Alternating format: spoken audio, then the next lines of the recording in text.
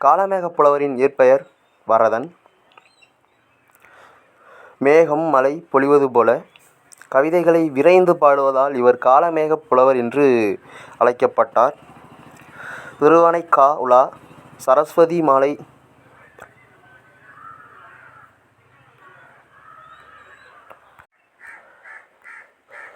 பரபிரம்ம விளக்கம் சித்திரமடல் ஆகிய நூல்களை எழுதியுள்ளார். இவரது தனிப்பாடல் திரட்டு என்னும் நூலில் இடம்பெற்றுள்ளன. அந்நூலிலிருந்து ஒரு பாடல் இங்கு தரப்பட்டுள்ளது. இதில் எத்தனை ஒன்வரி லைன் இருக்குது அப்படிங்கிறத பார்க்கலாம். காளமேகப் புலவரின் இயற்பெயர் வரதன். இது ரொம்ப அடிக்கடி டிஎன்பிஎஸ்சி எக்ஸாம்லாம் கேட்டிருக்காங்க. அவ்வளோ டைம் கேட்டிருக்காங்க, பார்த்துக்கோங்க. காளமேகப் புலவரின் இயற்பெயர் வரதன். இது ஒரு பாயிண்ட்டு.